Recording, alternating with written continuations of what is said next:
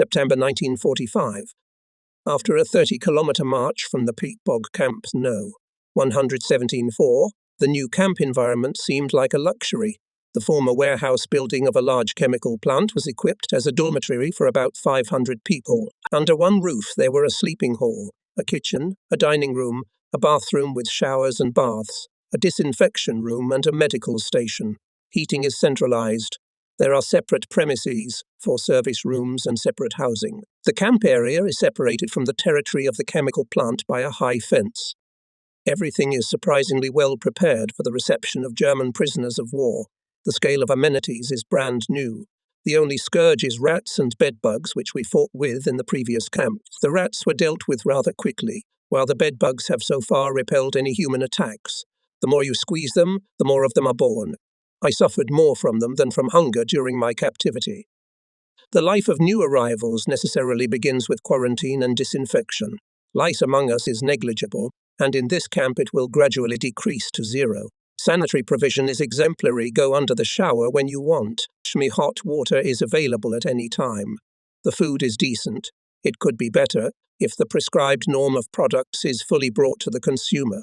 Unfortunately, certain circles, both of Soviet and German origin, consume in excess of the norm at the expense of the rank and file. Even during the quarantine period, the political officer Lieutenant Vadenikov appears. He's looking for certain persons, including me.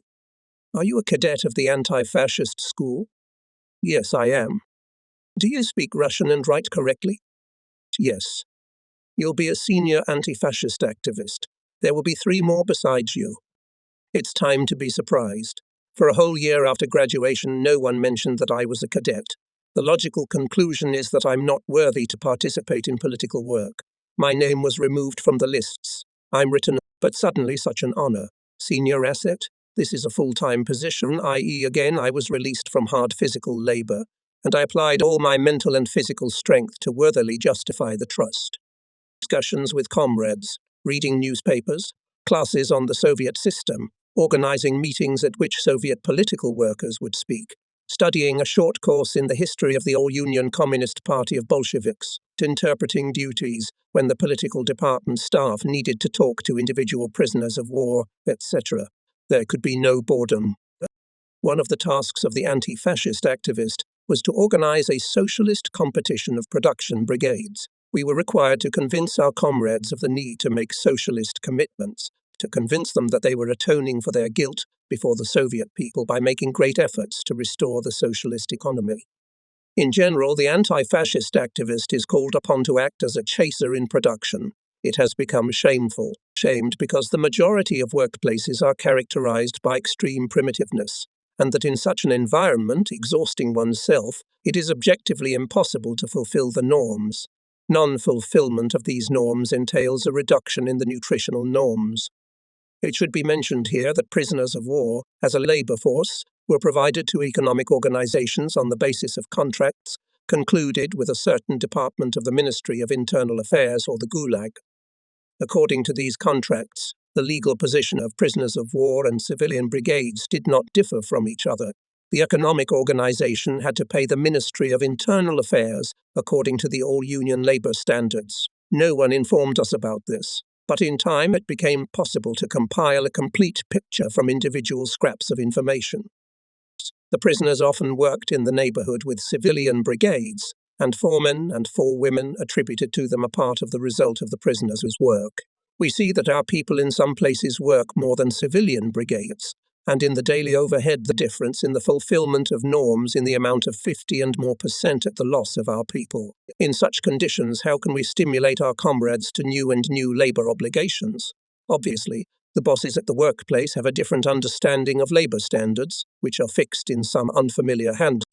Being in camp detention, it is impossible for us, activists, to raise the spirit of our comrades without determining the objective reasons for not fulfilling the norms. We began to argue with the chief of the political department. Give us the opportunity to regularly visit the workplaces of our brigades together with you, or let us go there without an escort. Lieutenant Vadenikov exploded with a scolding when he first became acquainted with such ideas. He suspected a riot. We appealed to camp commander and presented some scanty evidence of unequal attitude of foremen to the results of work of Soviet and German brigades. Captain Glazenov took a more pragmatic attitude to our complaints and agreed to attach individual activists to certain workplaces, where they were allowed to walk freely from one brigade to another. The success of our visits to the factory, construction sites, etc., was very modest. Attempts to familiarize ourselves with the state norms failed completely. They were concealed from us, and this gave Russian masters the opportunity to make additions to their brigades at the expense of prisoners of war. The position of Soviet masters and foremen is quite understandable.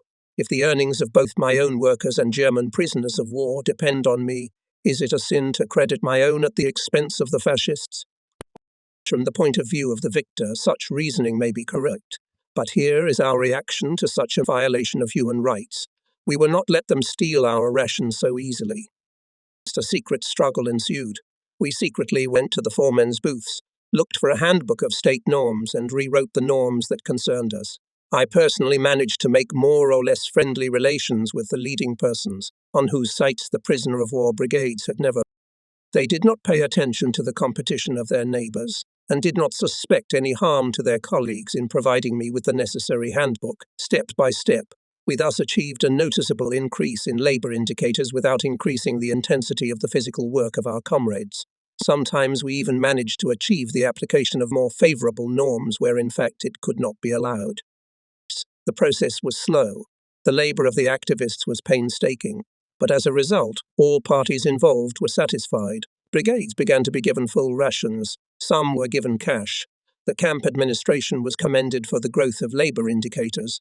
The political department was commended for the successful conduct of socialist competition, and members of the anti-fascist activists were given the honour of advanced workers and a pass to the disconvoyed, a pass with a triangular stamp of the Ministry of Internal Affairs. In format, colour and internal design, this pass did not differ from the document of the Ministry of Internal Affairs officers. On the last page it was only written, "He has the right to move from the camp to his workplace and back without an escort." And who dared, after the identification of the Ministry of Internal Affairs stamp, to demand that the pass be handed over for a thorough check of all its pages? Nobody. They learned to show the pass in a flash with an elegant movement of the hand, following the example of the real employees of this ministry, the secret of obedience to which was most often under an eye-catching luxurious leather coat. In addition to the professional display of the pass, mastered the walk and manner of these people to hold themselves. Such tricks backed up success not only in the workplace. In general, the situation on the labour front of the prisoner of war brigades improved from month to month. Let the reader not think that this process went on smoothly, without failures. No, the resistance of foremen and forewomen was organised in some places. At certain sites we were threatened with sticks and stones were thrown at us. I personally received a kick in the ass more than once. Finally, the camp authorities were the winners in this struggle, and the growing support of the administration contributed to the success of our endeavours. It should be mentioned, however, that this conflict did not break out at all labour sites. There were some sites where the selection of the proper labour standard was carried out without any deviation. There were also sites where only prisoners of war were. Fulfilment of norms by 150–200% was not uncommon. And at such sites, so the Russians told us, labour conflicts began after the Germans left. Convinced of the defensive power of our passes, we reached the point of willful abuse. The city of Gorky from the station Igumnovo is at a distance of 30 kilometers. It takes 40 minutes to get there by train, and in Gorky there is a fair. May you go to the fair with me? Impossible, I think. Why violate the rules and, perhaps, for such a crime to pay for the removal from office? No, I think, and my comrade convinces me of the boundless innocence of such an act. I agreed. We went to the station, took a seat on the foot of the car, and drove on. We reached Gorky safely, found the fair not far from the station, admired the colourful picture of booths and benches, drank 100 grams of alcohol and returned to the station in time. The electric train is approaching. The carriages are not crowded. There is no reason to ride on the step. We got into the carriage, sit on the bench, without tickets, of course. There is a German proverb, when a donkey feels too good, he goes to the ice to dance. It turned out that we were already sitting on the ice. 5 minutes before Igumnovo station, the car door opens. A police officer comes in, followed by 2 policemen with bayoneted rifles. Come on, comrades, show us your tickets, please. Secretly, we get up from the bench and head to the opposite side of the carriage. But alas, a third policeman has already taken up a position there. So we're lost? Why did I do such a stupid thing? I look at my insolent comrade. He faces the approaching officer, raises his head, and stands in the manner of those who wear leather coats. At precisely the right moment, he pulls out his pass, opens it skillfully, and raises it under the officer's eyes. I'm stunned, but it comes to my consciousness quickly enough that souse is my only chance. I take out the pass, trying to assume the same pose the comrade shows me. At that moment, the train stops at Igumnovo station. The comrade mumbles, "I have to get off." With a fleeting glance, the officer notices the mere stamp and tells the guards, "Let them through." It was difficult to get off the wagon in the manner of those who wear leather coats. The comrade very discreetly explains to me that employees of the Ministry of Internal Affairs do not need a ticket on means of public transportation. So how he knew, I don't know. It should be added that our appearance had nothing in common with the German military uniform. We were dressed in the uniform of demobilized men, a gymnosphere, trousers, Kiezovi boots, a red army cap without a star. Where we got such a masquerade from? Meals in this camp deserved only a lower than average rating. In the morning, a daily portion of bread and porridge. At lunch, soup and porridge, and at dinner, soup, and the camp is supplied with products on a monthly basis. It means 1 month a porridge and soup, another month oatmeal, then buckwheat, and so on. The supply of peas and lentils was feared because 120 grams of these products per day give only modest portions of liquid porridge, and in soup the nutritious product is deposited at the bottom of the cauldron and distributed in more or less rich quantities at the will of the cook. Complaints of unfair distribution of soup are received in the active. It is difficult for us to bring on the prisoner of war. Self-government is now dominated by Germans. The administrative part is in charge of everything except political activities.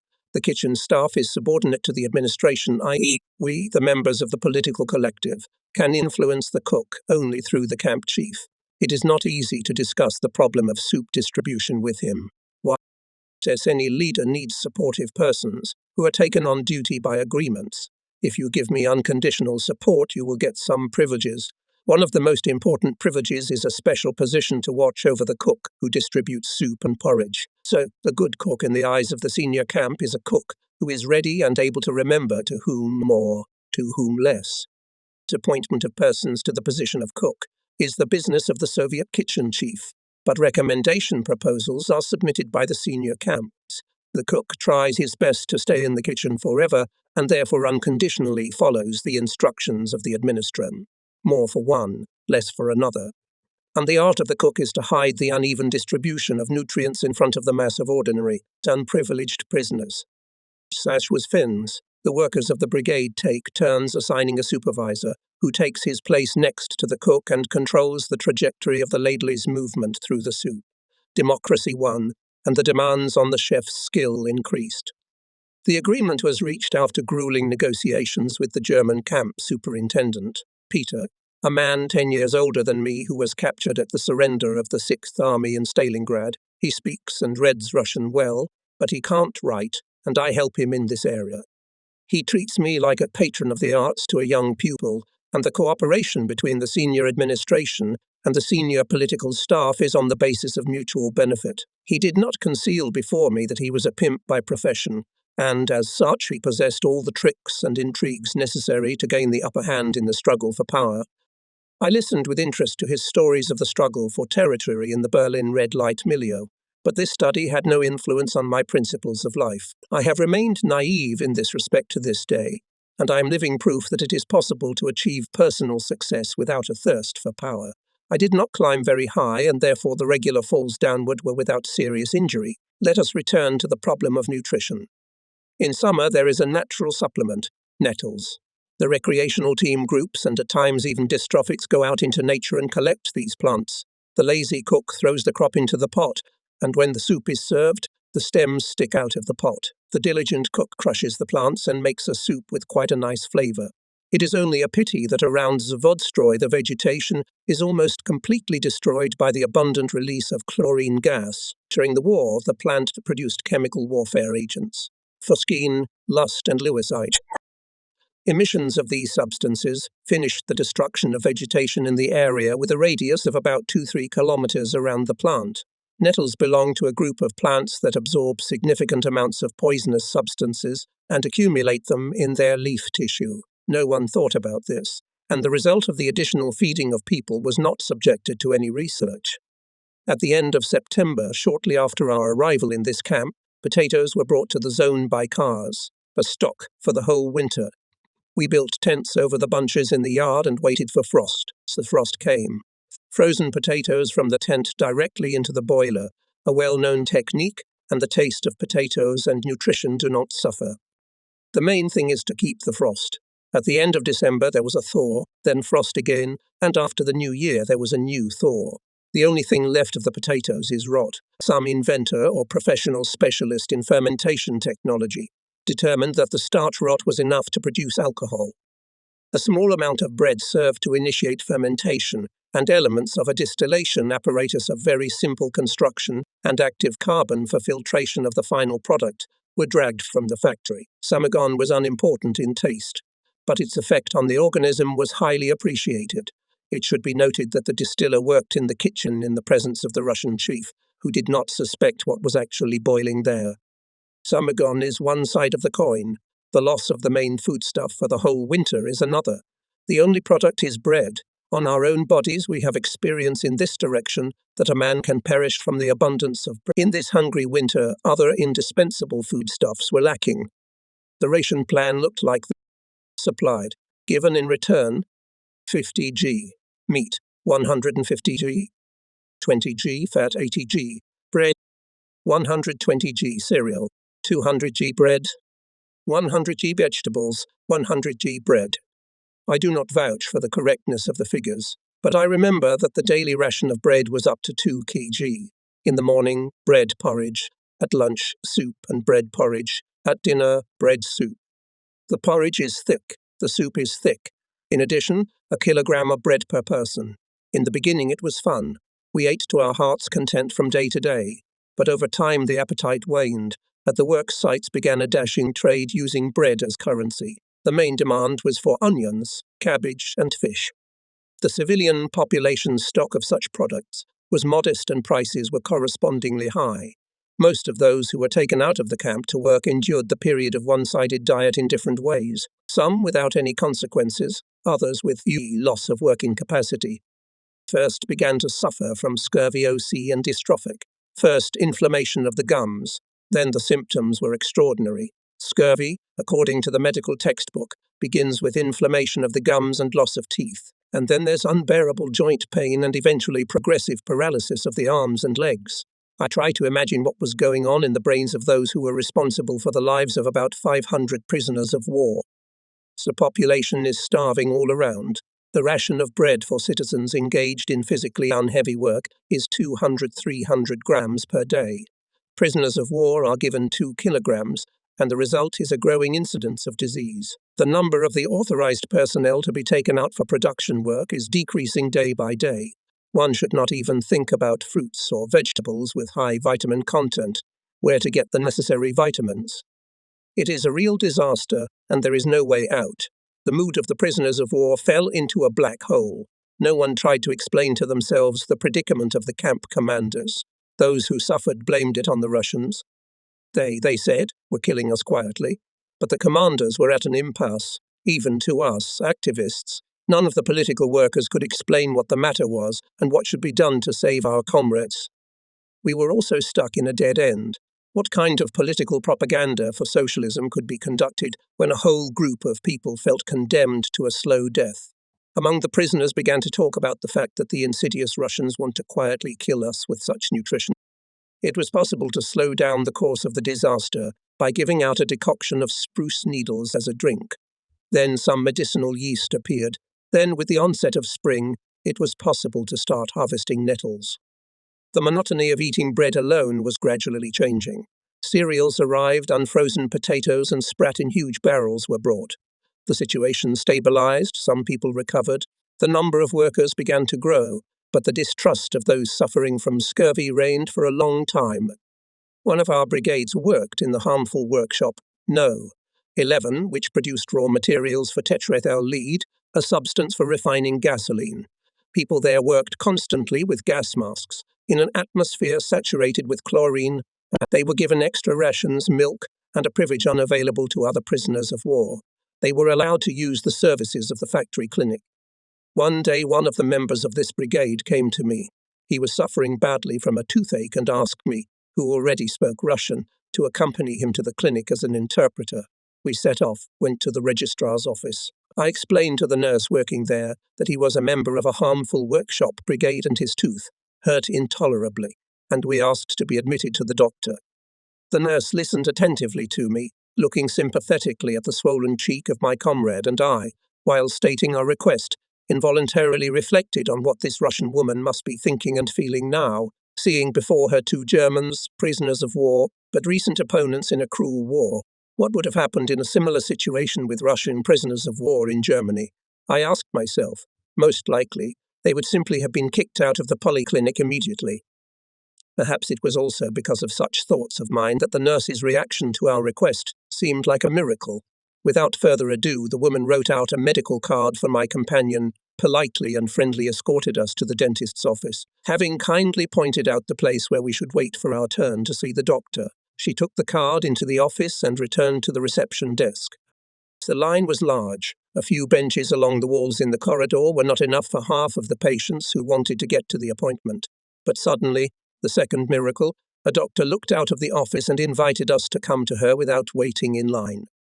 In the office, while the doctor was treating my friend, I was sitting next to her, and she was having a relaxed conversation with me, asking about my fate with genuine interest. She was a young and very pretty woman, and it was pleasant to talk to her on any subject, even on such a subject as the unpleasant fate of a prisoner of war. Having finished treating the comrade, the doctor said, "Now you sit down. Let's see what teeth." I was taken aback. Embarrassed, I replied that I had no complaints, and besides, I was not a member of the brigade of a harmful workshop. "Sit down," she repeated even more insistently, almost like an order. "Scurvy," summarized the doctor, looking at my mouth. "It must be treated, otherwise you'll soon have no teeth." She carefully treated my gums with some liquid, treated me and my comrade with ascorbic acid, and, saying goodbye, told us to come to see her in a day. Leaving the doctor's office, I was afraid of the murmurings of those patients who had to make sure that the damned Krauts were accepted for treatment without a waiting list. But the third miracle in the course of these events, no one swore at us aloud. On the contrary, the expression on the faces of the waiting patients seemed rather friendly. She saved my teeth not only for me.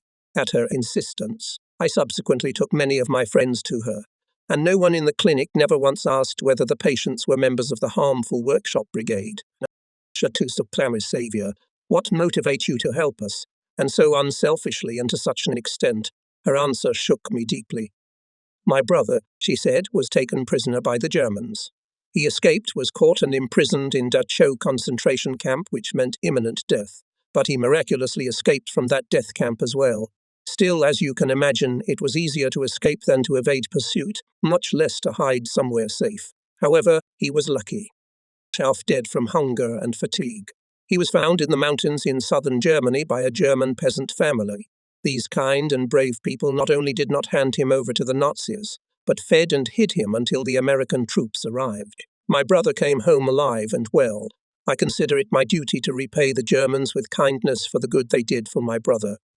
More than half a century has passed since then. Time has erased many events and impressions from memory. Many names have been forgotten, but not the name of this amazing Russian woman. I'm sure that the grateful memory of many of my comrades in captivity keeps this name as firmly. Heartfelt thanks to you, Anastasia Fyodorovna. By the end of June, we could talk about the normalization of the physical condition of most of the people in the camp, but 3 or 4 of the dystrophics had not recovered. Some of them were sent to the central hospital, but 15 people with symptoms of paralysis of limbs remained in the camp. The head of the political department turns to me with an order to prepare to leave on a business trip. As usual, no explanation as to why and where to go. I put my bag on my shoulder and went to the escort, and we took a train to Gorky, changed trains and headed north. Disembarkation in Balakna, walking through the town, landing on the peat track. a narrow-gauge railway that carries peat from the neighbouring bogs to the Balakna thermal power plant, sitting on the brake platform of an empty car. We admire the nature and feel as if we were on vacation. Quite unexpectedly, the escort decided to get off the car at full speed of the train, i.e. at a speed of at least 15 km per hour. Further on, we move on foot through the forest. In the clearing is a village. On the way, the escort reveals a secret. There is an order to prepare a place of cantonment for a team of prisoners of war. He doesn't know what I have to do with it, and a trusted person in the village, Telegin Nikolai Pavlovich, meets us friendly. Exactly us. Negotiations are conducted by the escort. We sit in the front of a graceful hut, surrounded by the Telegin family, talking. We came from a distant city, and we need to know what's new there.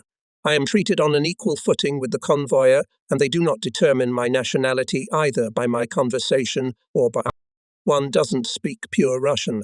Well, what's so special about that? There are Tatars, Chuvash, people from the Baltics, from the Caucasus, who have different accents. That's what these villagers must have thought. The convoyer supports this production by not giving me away as a German with a word. In the end, we told the truth, and nothing in the treatment of me changed. I considered it a great honor when, a few months later, Nikolai Pavlovich said to, "You are up," but chronologically, it is still a long way off.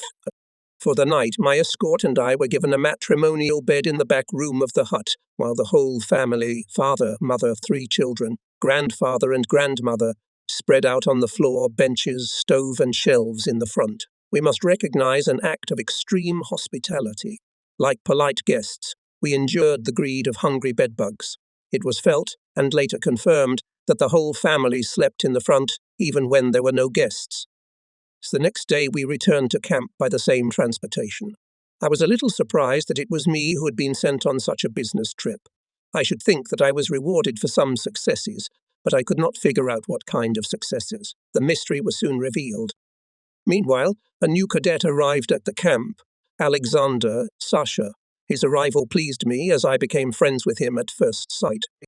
A man of high intelligence, a connoisseur of all the basics of Marxism-Leninism, able to appeal to comrades, sympathetic in any respect.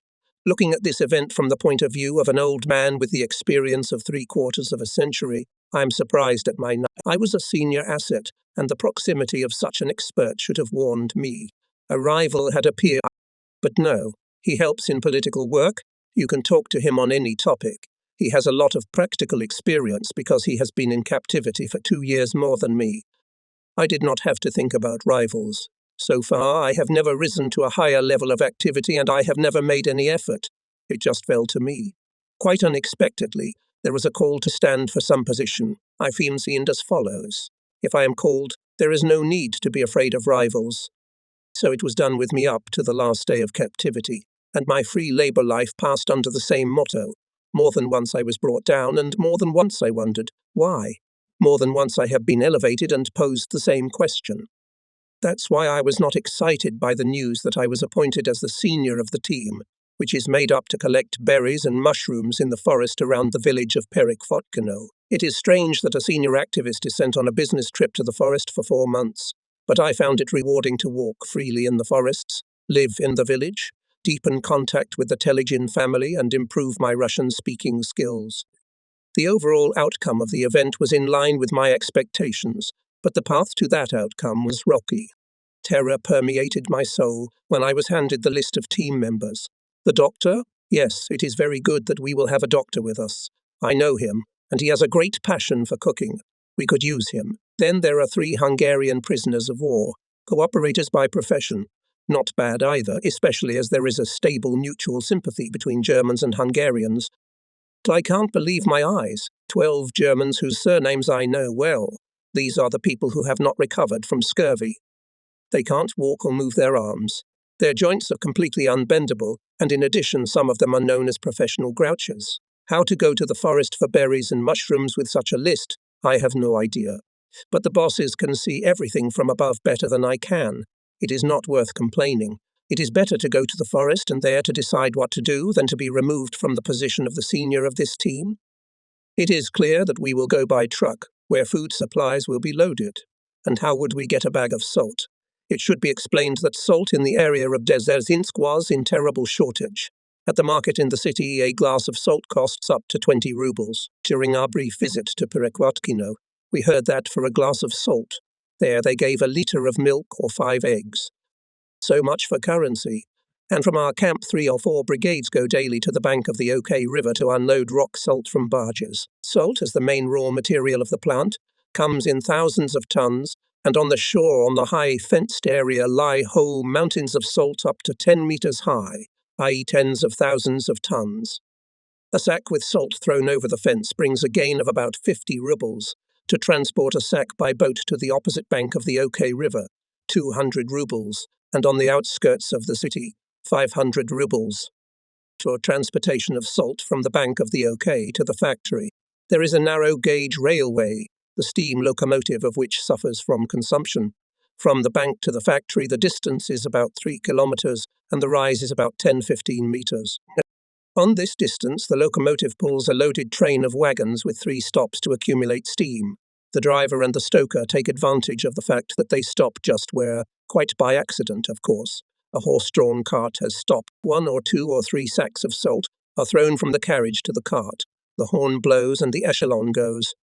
From the outside, one can see neither the movement of the sacks nor the reverse movement of tens of hundreds of rubles. Those who, by the nature of their duties, are supposed to observe such transactions have their eyes glued with bills. You can't leave the bazaar without salt at all. That's how it is. That's the situation. One of the prisoners of war knows someone who knows a narrow-gauge railway driver. A complicated deal is organized, in the course of which a 3-ton zis of our camp, ready to be sent to the forest, takes the place of one of the carts described above. The only difference is that the crew of the steam locomotive lets 1 sack go free. The prisoners are thanked for their regular assistance in arranging and disguising the sacks before leaving the barricaded area of the open warehouse on the bank of the OK. Salt was transported by shaft, and it was impossible to fill the sacks with salt and load them on the tender of a steam locomotive without the help of prisoners. Getting the salt turned out to be nonsense compared to boarding the men. The sick were lifted onto the Z's cargo platform not without difficulty. They were put on mattresses, which we were given for the duration of the mission. After 5 hours of driving on dirt roads, we came to Perekhvatkino. The car was unloaded in front of the hut allotted to us. People were lying, sitting. Some of them were standing at the gate, which was still locked. The villagers, some old women, old men and children, are gathering and looking at the newcomers with interest. Near me stands an old woman of about 80 years old together with a younger woman. Both of them look at us with big eyes. Suddenly the old woman spoke. "No, it's impossible. They are not Germans. They don't have horns." Very carefully I approach her and try to explain that Germans are perfectly normal people.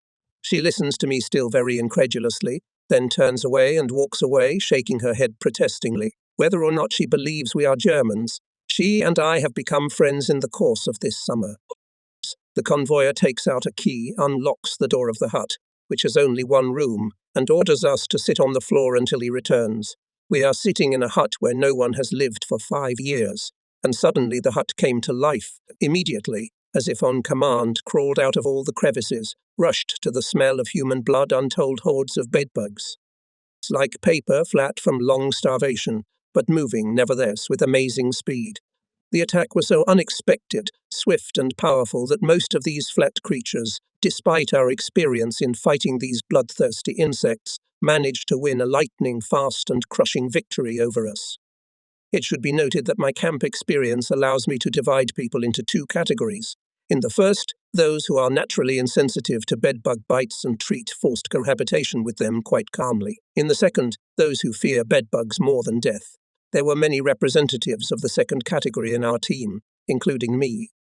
And that's why, in a few minutes after the insidious attack had begun, many of them, disobeying the order of the escort, were sitting not on the floor, but in the attic of the hut. By some miracle, even our paralyzed dystrophics managed to climb up the steep stairs. Subsequently, the team was divided. Some of them stayed in the hut, others in the attic. In the attic, however, there were more mosquitoes. But what is a mosquito against a bedbug? Nikolai Povich Telegin met us and looked at us. He stands pondering, but instead of crying, he quietly says, "No berries yet, no mushrooms. There is time to treat people." Apparently, he has been warned about the state of the courtium. In the barn of the collective farm, there is hemp waiting to be combed. We need to agree with the chairman to pay for the work with onions. During the day we take there those who can't walk at all, and in the evening the walkers can join, with whom I will walk through the forest during the day to familiarize myself with the area. Nikolai Pavlovich introduced me to the chairman, and the success of the negotiations was unexpected. He was ready to give us in advance a sack of onions, the vitamins of which we expected a miracle. The place of work was a large collective farm barn, which was 500 meters from the hut. The distance for a healthy person is not a big deal, but for a healthy man, the only complication in connection with our work to the left, we were regularly brought transport workers at a distance of 500 meters from our hut to the barn of the collective farm. At first we carried some laborers on our hands. A miracle happened. After a week of intensive onion therapy, some of them began to crawl on all fours to the barn. And after another week, all of them, though some of them could get there on their own, even though their legs were not yet bendable. Scratching hemp is not the hardest labor, and if we take into account the fact that we worked together with the women and girls of the village, it will not be difficult, I think, for the readers to believe that this work did not seem to be work to us. It was more like a merry party. That is why at the end of the day the convoyer had to tame our labor enthusiasm by force. However, the convoyer was not concerned about the convicts not working too hard. He could not help guessing the secret and, for the most part, visibly mutual desires of the Cumbers men, which were flaring up by evening. He had no right to indulge in such desires, and it was fundamentally contrary, as it soon turned out, to his own aspirations to rush to meet the secret desires of women. Poor fellow! He had no idea what a burden he was heaping upon himself. The prevailing majority of the women of Perikbatkino, as well as of the neighboring villages of Trofimovo, Boyarsk, and Vershilovo, had been made lonely by the war. But the day came when Nikolai Pavlovich said, "Blueberries have appeared, and if God gives us rain, we'll soon have mushrooms too." The forest around Perikbatkino is deep, and it's easy to get lost. The thoughtful Telegin started our hikes for berries by teaching us to orient ourselves in the forest by the sun and wind direction. Very soon we were able to go to the forest without the accompaniment of our mentor. We were not accompanied on these hikes by our escort either. Forced because of his nightly adventures to sleep until dinner, he actually did not pay any attention to us at all. He limited himself to one evening check. We couldn't have been happier, because thanks to this we could feel almost like free people and wandered through the forest not as a team, but 3, 2, and even 1. I preferred to walk alone. Nature in those places is fabulously beautiful, and it was better and more comfortable to admire it alone. Picking berries and enjoying nature turned out to be quite compatible activities. Berries were scarce. Being the senior of the team and therefore responsible to the camp management for the success of our forest landing, I tried my best to show my comrades an example of labor heroism. However, no matter how hard I tried, still by the end of the day rarely when in my basket was more than 2 kilograms of berries. The successes of the rest of the team were even more modest. The barrels made by our cooperators, which stood under the awning in the yard of Nikolai Pavlovich, were filled very slowly, but I could not blame my comrades for this. The food was more than meagre, and of course everyone sent much more into his mouth than he put into the basket. However, even this berry addition to the daily ration could not, alas, in any significant way reduce the acuteness of the problem of nutrition. As you tread, so you will tread, is a Russian saying, but this medal has another side, and it says, as you fall, so you will fall. We had to stomp a lot, but when we returned from the forest, there was nothing to eat but a ration of bread and very liquid soup, and hunger is not a woman, and following high moral principles does not help. Lack of food lowers morality and leads to various actions aimed at obtaining additional food. The salt trade alone cannot feed everyone. The trade is conducted by a doctor who releases salt into the market in small portions to keep prices high. He exchanges the salt for milk, flour and eggs and alternates, each day preparing an individual holiday meal for one of his comrades. Not bad, but not enough. One day Nikolai Pavlovich suddenly says to me, "Kolya, they complain to me that your people are stealing cucumbers in the vegetable gardeners." It wasn't easy for me to believe it, but Nikolai Pavlovich brought me to one of the women who complained to him, and she showed me the footprints on the bed. The thief was from our team. "That's right, if you don't steal, you don't live." Ending this unpleasant for me conversation, said Telegin, But if you steal, then steal from the collective farm fields. And if we catch you in our vegetable gardens, we'll kill you. In the anti-fascist school, I was taught that the collective farm system has indisputable advantages over single-person peasant farming. I cannot, with my hand on my heart, say that the teachers convinced me of this 100%, but I did not have the right to doubt, because I was not familiar with the peculiarities of collective farm life, and now I had an opportunity to familiarize myself with them. I had to observe one of these peculiarities every morning. It consisted in the fact that the foreman would run down the street from hut to hut and shout, "Let's go to work." He would run for a long time, shouting until he was hoarse, but few of the collective farmers heeded his calls. Lazy? No. When they stayed at home, they worked hard in their vegetable gardens, as I saw. I, too, was born and raised in a village, and we did not manage our farms according to the instructions of the brigadier chairman or any other public boss. Many families had their own households and managed them according to their own judgment. Not everyone, of course, managed on their own. There were some owners who hired labourers, exploited other people's labour, but even the laziest labourer was not familiar with the feeling of hunger. I got acquainted with another peculiarity of collective farm life quite by accident.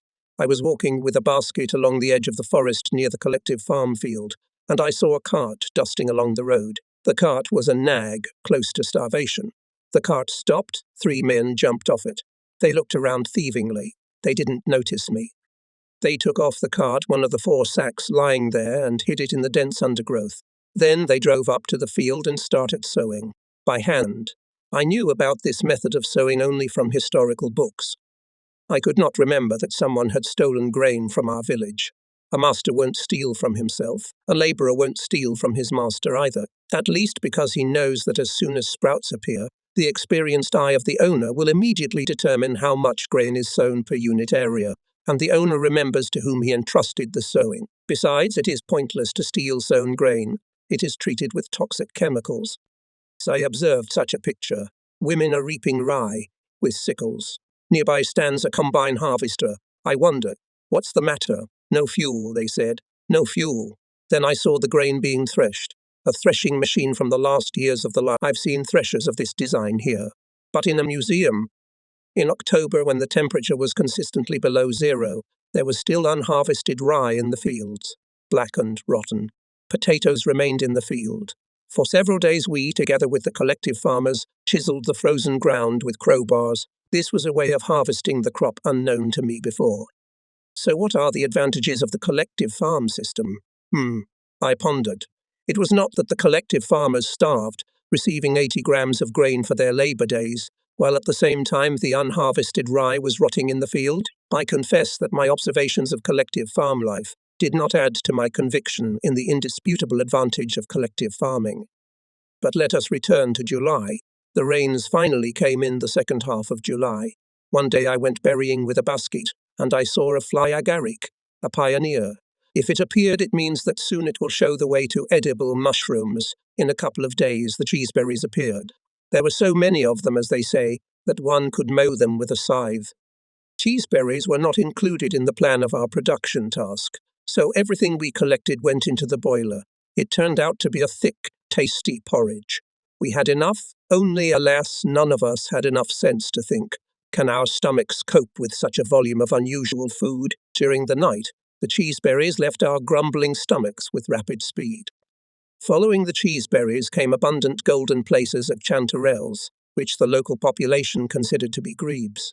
At the daily norm of 10 kg per person, we collected them even more. So, all the excessive ones went into our people's health, and therefore their mood went up sharply. And there were no problems with mood until the end of our business trip. Soon other, more valuable mushrooms were coming.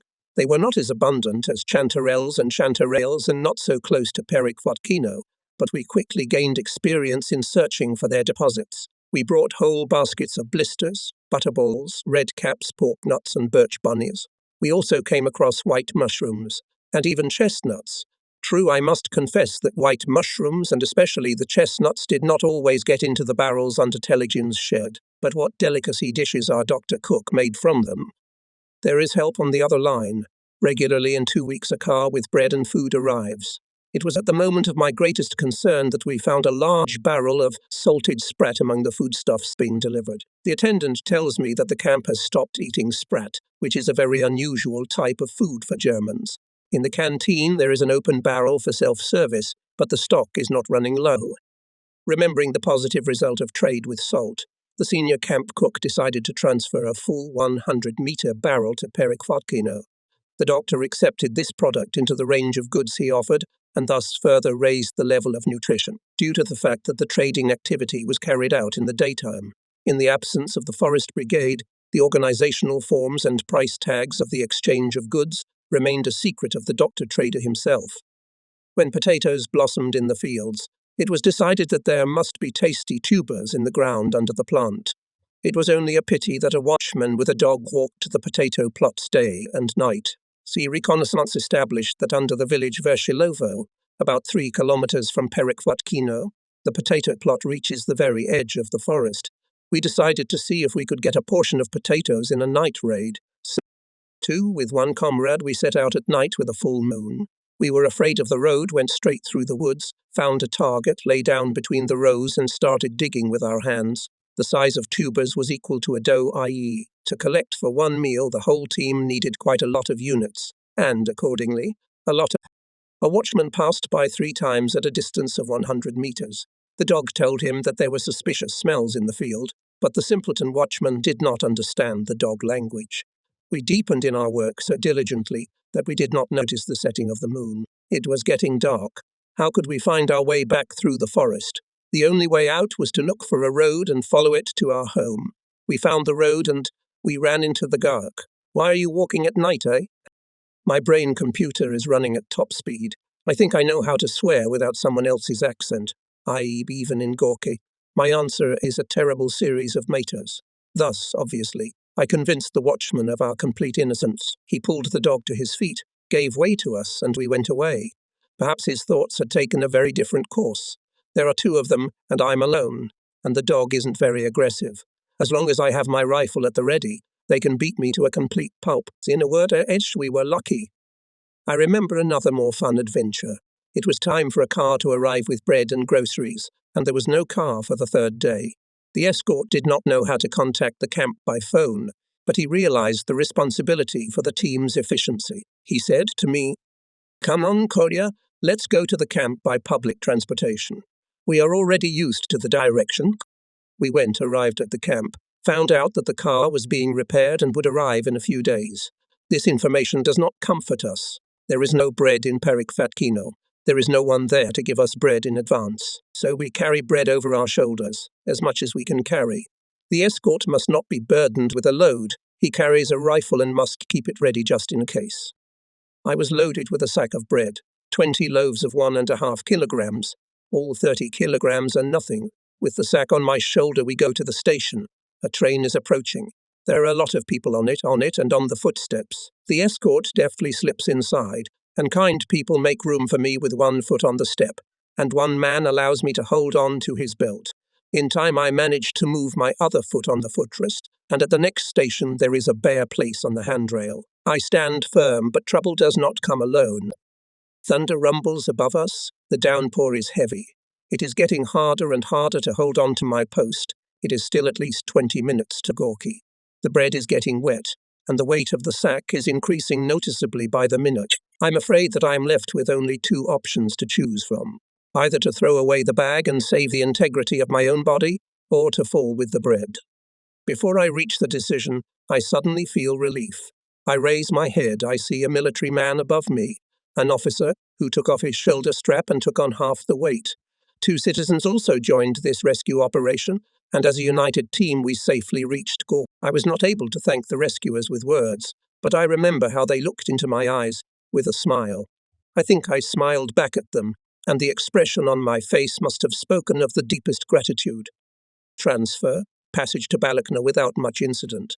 Transfer to the narrow-gauge railway. I'm sitting alone on a bench.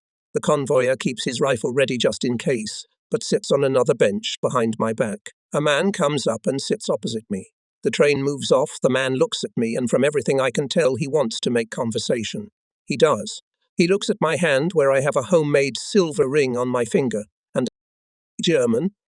How did he? I answered, and I think to myself, how did he manage to recognize that I am German? You can't tell from my clothes. Me, Sophie? The man asks. Oh, that's what it is. So he takes me for a demobilized Russian frontline soldier, and then suddenly a funny thought pops into my head. I don't know why. I had a funny idea. Yes, I say, Ek, it's a trophy. Where did you fight? Second Ukrainian. Did you reach Berlin? I did. So tell me how the Germans live. That's when it became easier for me to answer his questions. I could tell him about how the Germans live without any lies. Where are you from, friend? He asked me one last time before leaving the station.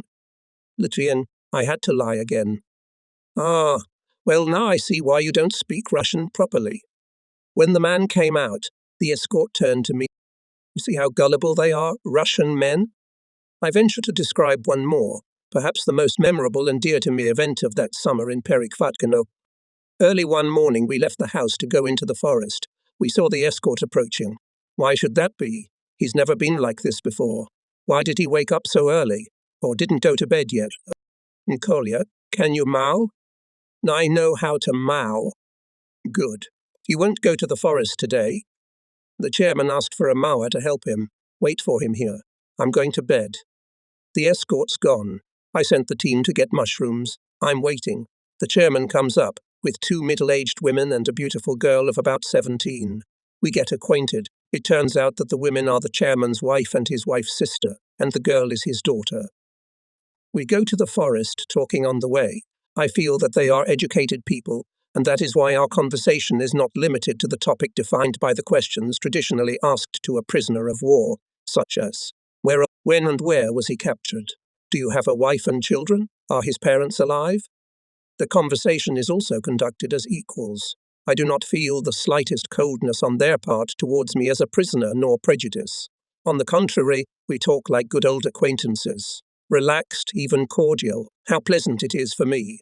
Moreover, the daughter of the chairman, the beautiful Galina, not only takes a lively, genuinely interested part in the conversation, but also, I notice, tries to step closer to me.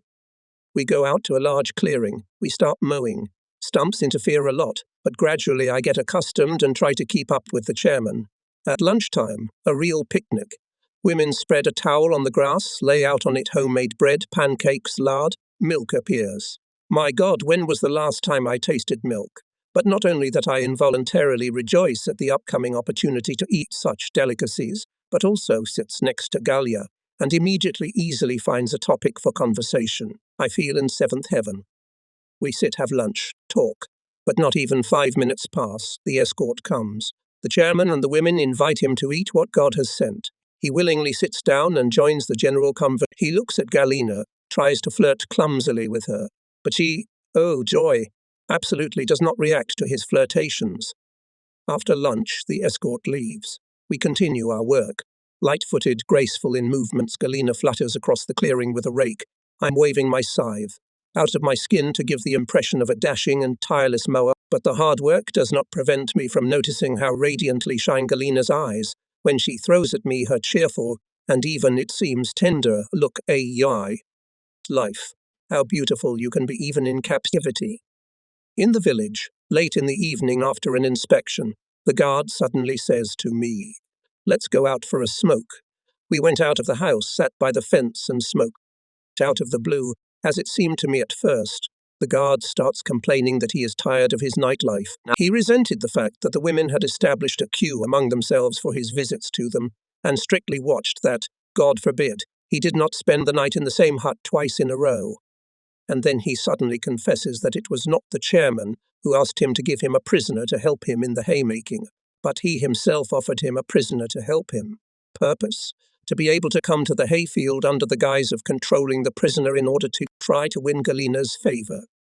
After all, she is the only one who does not pay attention to him, and this he, Hunter, cannot survive. So he decided not by soap, so gouging her to seize her, and is firmly convinced that sooner or later but will get his way. Oh my God, how painful it was for me to listen to him. I called him a brainless sheep, but what could I say to him out loud? The next day, paradise again. All day I work side by side with Galia. True, the escort did not fail to show up, again tried to pave the way to Galina's heart, but she suddenly, to my great joy, unambiguously and even sharply let him know that he disgusted her. So you should, you lustful goat. The days of paradise flew by quickly. The haymaking is over. I'm mushrooming again. My soul is in hell. There are a lot of mushrooms, but I can't see them at all. In front of my eyes I see Galina's face, her smile, her gentle and tender look. God, help me to see her. Gallia lives in Vershilovo.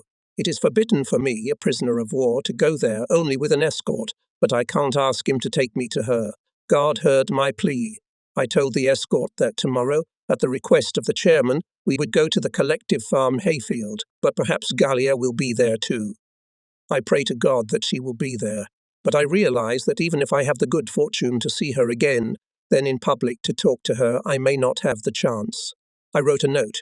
I risked to state in it my request to meet me the next day after sunset at a crossroads a kilometre from Perikvatkino. In the morning we went to the collective farm meadow.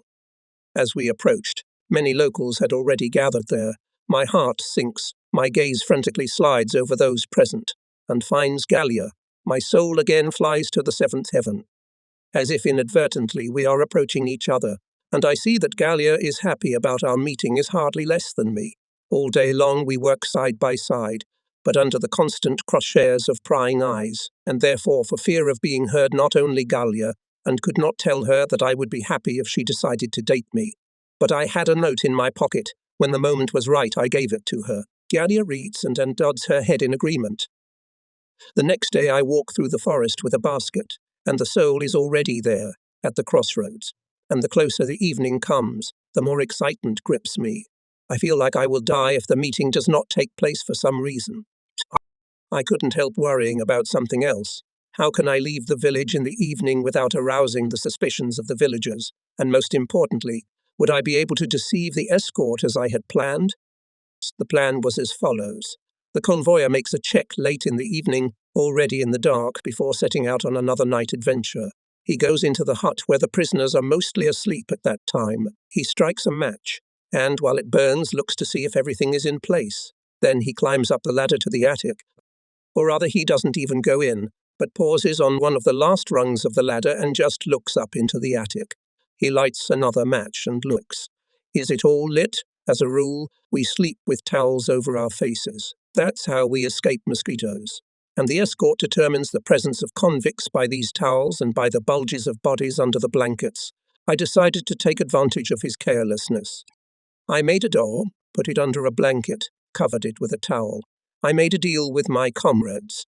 In case the deception was discovered, they would have to tell the convoyer the truth, but not the whole truth. They would saw Klaus, take the basket and go into the woods.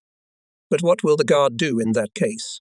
Will he raise the alarm and go looking for the fugitive with dogs? He has no other choice. But I had no other choice but to take the risk. At dusk I went sneaking out of the village and went deep into the forest, through the swamp, came to the edge of the forest closer to the crossroads. I hid. I sit in my hiding place watching the road. Seconds seem like minutes, minutes like hours.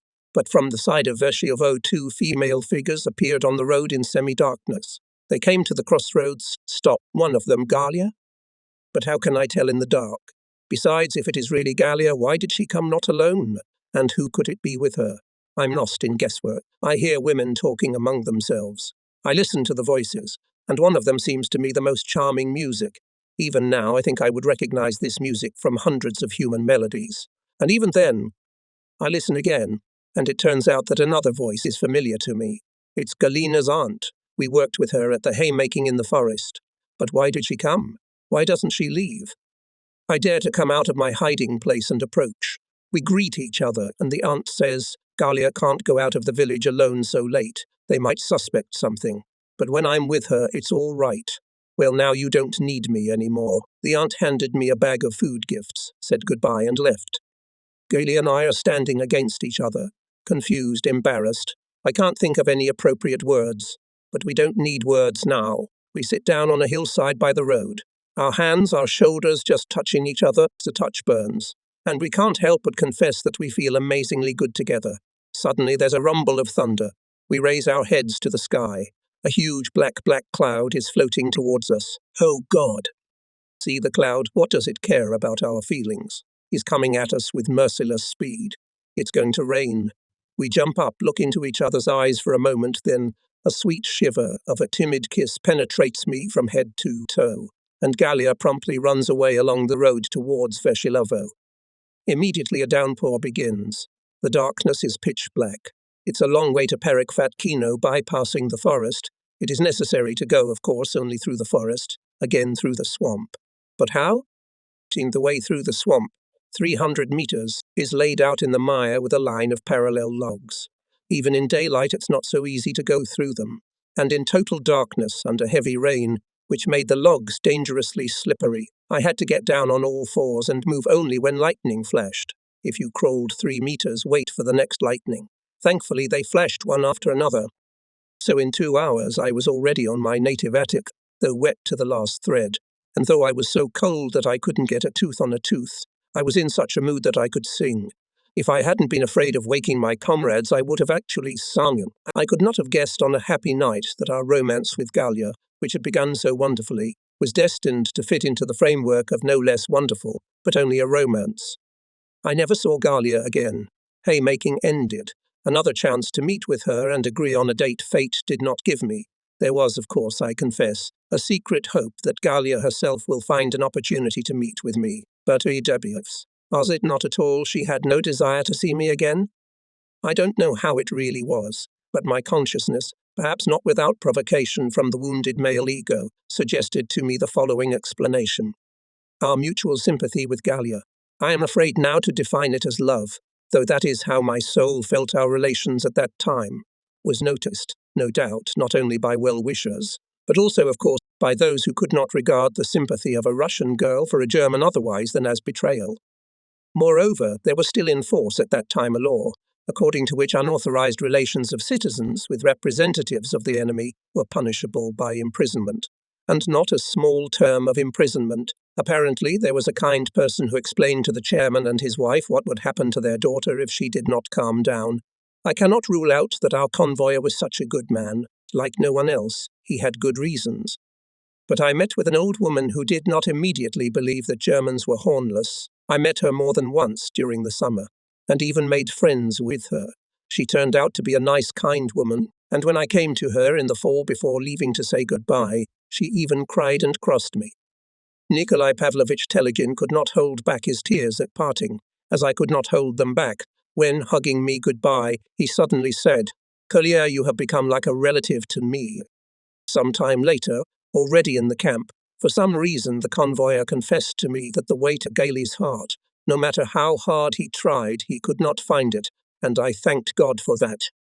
We returned to the camp in early October. The last mushrooms were already frozen. When we set off on foot to the nearest station of the peat bog, my heart shrank at the sight of the fields where black, rotten rye was still on the route. We also walked past fields where it was not difficult to determine that potatoes remained in the frozen ground. How to understand such a contradiction? In the villages, it is impossible to say that the population lived in abundance, in the center of heavy chemistry, which was then the area of Igumovo station. People rather starve, and here valuable foodstuffs are lost because of slackness in the organization of agricultural work. That's the advantage of the collective farm system.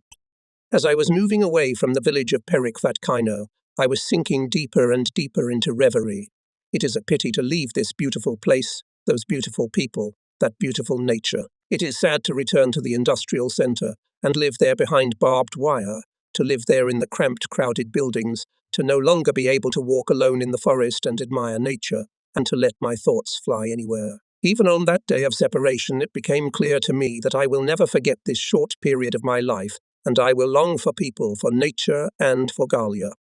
I will break the chronological order of my story. I visited the village of Perikvatkino on August 3, 1989, when Gorky was open for foreign tourists, but the Gorky region was still closed. Let me, dear reader, at least briefly report on this unnatural adventure.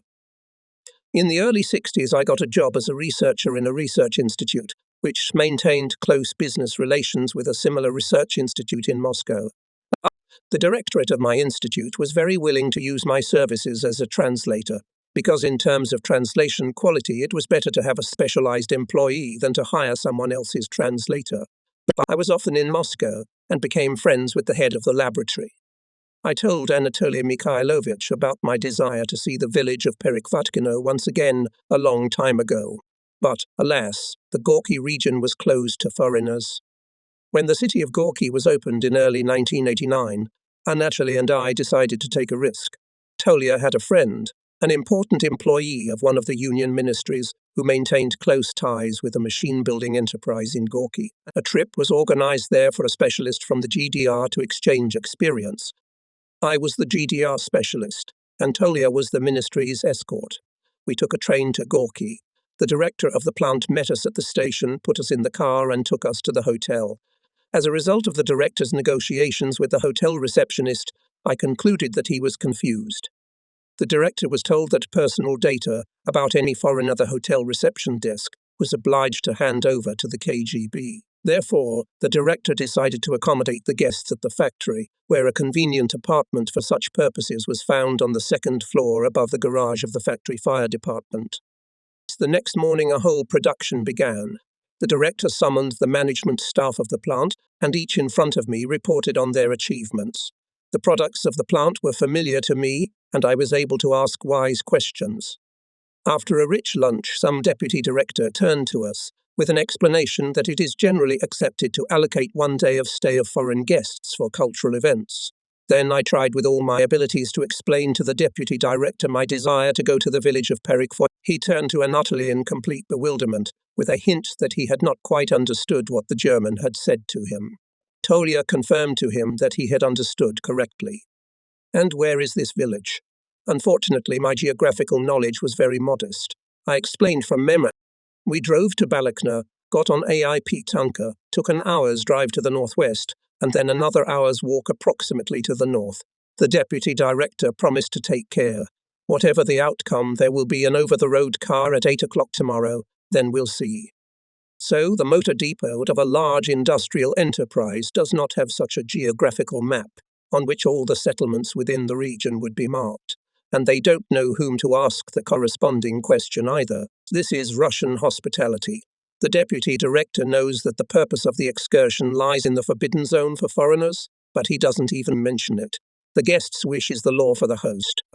The next morning, the head of the motor transport department of the plant admitted that no one around and has no idea where to look for Perikvatkino. Perikvatkino. I will give an attendant besides the chauffeur. He will drive to Balakna. They'll find out that. Let's go. The attendant was a very polite man, treated me with exquisite courtesy, but it was felt that he considered me not quite a normal member of the human race. In Balakna, the chauffeur and the attendant went around the town. They returned in half an hour with a satisfied expression on their faces. They found a connoisseur. Further on we drive to the north. In the distance we see the reinforced concrete dam of the Gorodets reservoir. We go up to the upper embankment and drive further along the shore of the reservoir. Suddenly the bell tower of the cathedral rises in front of me. My brains immediately process the picture, and I shout, "Stop, it's Vershilovo." In fact, Vershilovo then lay far from the Volga and now on the shore of the Gorodets Sea. We stopped at the cathedral, which in 1946 served as a granary. The portal is open, we enter. The walls and ceiling are black with soot. Tourists slept here overnight. A fire was lit, all flammable materials were burned, but the supporting structure of the roof remained intact. Now the cathedral houses the carpentry workshop of the collective farm. A representative of the clergy investigated the condition of the building, but did not give anything concrete to the question of restoration. It will be expensive. The village of Vershilovo has not changed in any way for 40 years.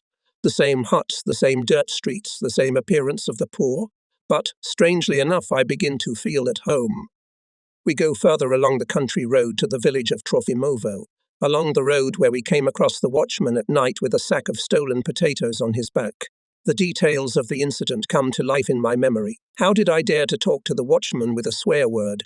How did he not notice that we were prisoners of war? Or maybe he didn't even want to notice. In the village of Trofimovo, the once a collective horse farm, in the stables there were 3 pairs of half-dead nags. Now there is an MTs on that place, but the change is small. Instead of nags inoperable due to hunger, There are now a dozen tractors of all kinds of ages and sizes, which by the look of them serve only for spare parts. There are 2 tractors in the workshop, on which a group of men are doing some repair work. We say hello to them and ask if they know the Telegin family. It turns out that they do. In Perekvatkino lives the youngest son of Nikolai Pavlovich, Pavel Nikolaevich. His house is the only newly built and stone house in Perekvatkino. I think he should be home. Let's go. The country road from Trofimovo to Perekvatkino first climbs a low hill, where once stood a barn where flax was combed. In place of the barn is now a newly built sheep. And suddenly an incident unfolds before my eyes, which is extremely difficult to describe in words. For all these years after leaving Perekvatkino, I have kept in my memory that lovely picture, which opens to a visitor when approaching the village from a hill halfway from Trofimovo. I had to close my eyes and direct my thoughts in a given direction, and at any time I saw an imaginary landscape of a Russian village drowning in greenery, with a dark strip of forest in the background. And what is done with me now? I close my eyes, open them, and what a miracle! The natural picture does not differ from the one fixed in my memory. This is my Perekvatkino, the same village as it was 40 years ago. Nothing seems to have changed during this period. But there is some optically insignificant defect, the nature of which was explained later. We stopped at the house of P.N. Telegin. We found him at home. We got acquainted. He was stunned with surprise.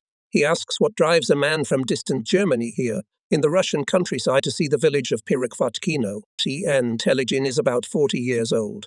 He dimly remembers a German who spoke Russian and with whom Papa often went to the woods. Here, he says, let's test your memory. Show me your father's hut. Pavel Nikolaevich and I in front, the chauffeur, the attendant, and Anatoly behind. And, not having gone 100 steps, I pointed with my finger at the elegant hut, painted in blue with white decorations. And I was not mistaken, despite the fact that the Telegins' hut used to be painted dark. On the opposite side of the village street, the hut in which we lived during our stay in Perekvatkino catches my eye. What a meeting! My thoughts return to that period of my youth, when as a prisoner here I enjoyed the happiness of maximum freedom. How I loved this village! I treasure the memory of this beautiful and lovely place.